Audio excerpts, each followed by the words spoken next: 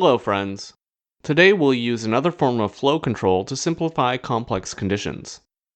I've already gone ahead and created a script named months and overridden the base node's definition of the ready function. Let's start by declaring a variable to hold the current month and set it to be January, and a second variable to hold the number of days in the month, which will be left as 0 by default.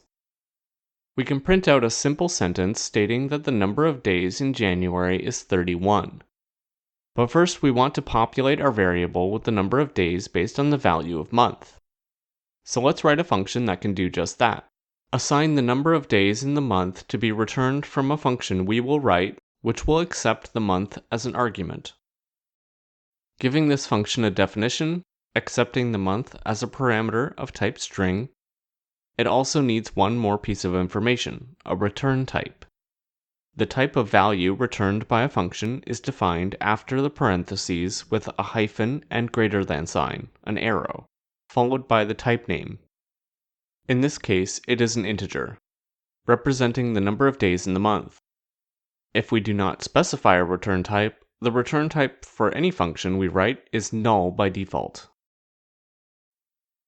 Inside our function, we need to return an integer, which means we should declare an integer at the top of it, and it will need to hold the number of days in the month. Then at the bottom of the function, we will return the value held in this variable.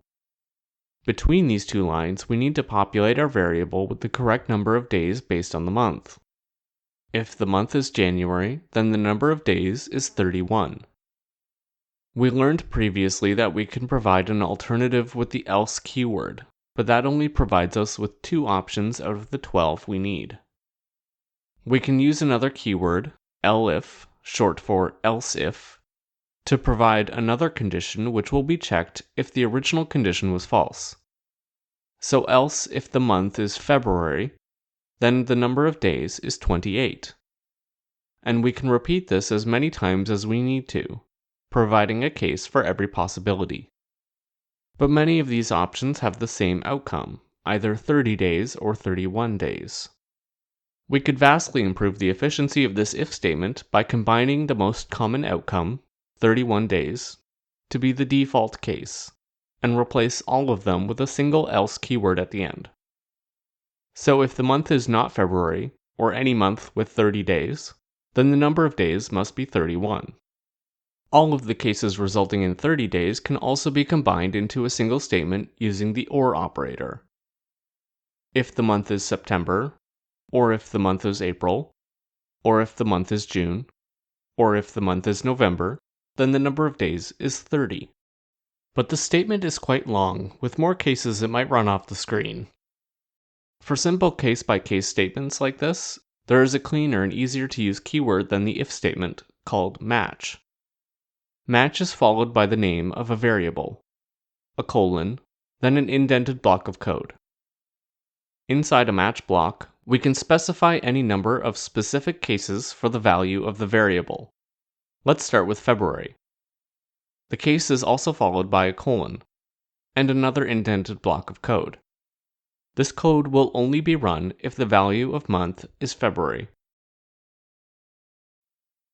We can group cases together in a comma-separated list, so our if statement's condition can be shortened into just a list of 4 months. If the value of month is September, April, June, or November, then the number of days will be set to 30. And our else block can be replaced with a wildcard case represented with an underscore, setting the number of days to 31 if the value of month is anything else not specified above. This is the same as using default in other languages. Each of these blocks of code are called branches, and in GDScript, a match statement will only ever execute the uppermost branch whose condition was met.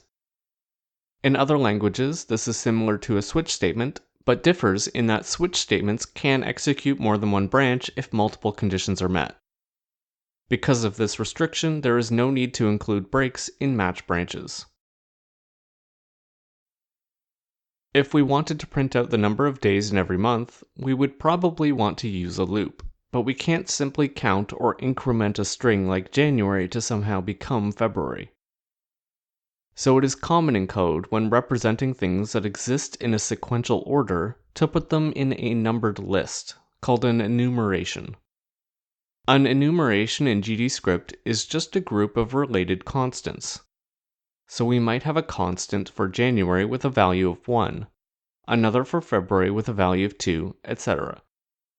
But using the keyword enum, we can name the group of constants, let's name it months, followed by braces.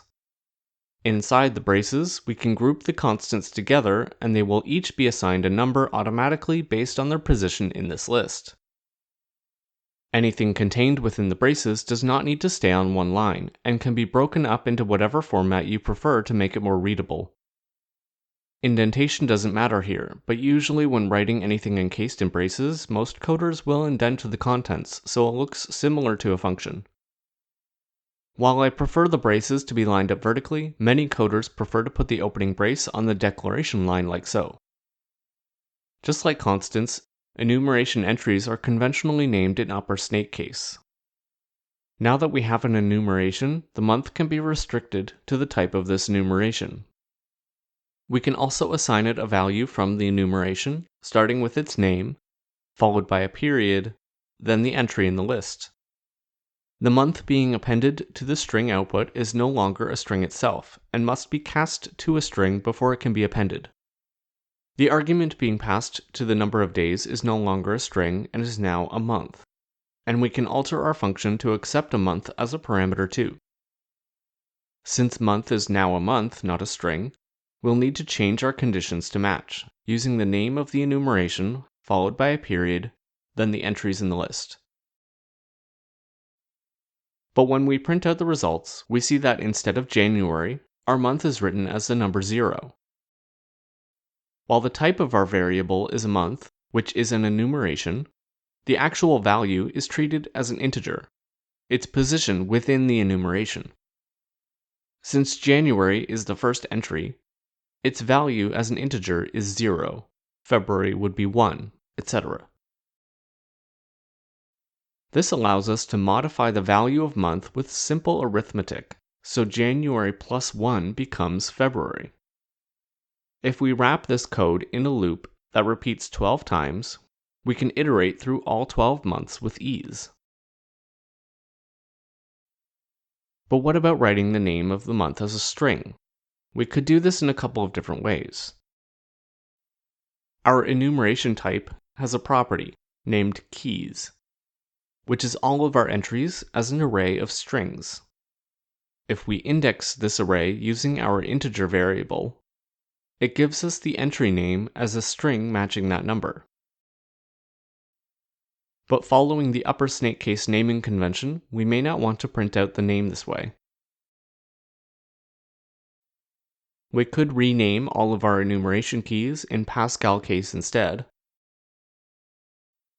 or we could declare a constant containing the array of strings, holding all our months' names in a more presentable format. Then use the month as an index into this array.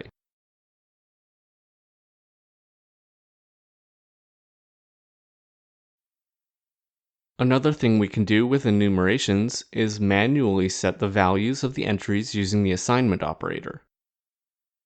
Let's say we want January to be 1 instead of 0.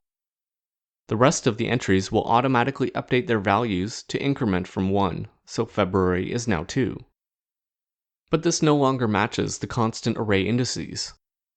So if we wanted to use this to write the name of the months, we would need to either add an empty entry for index 0,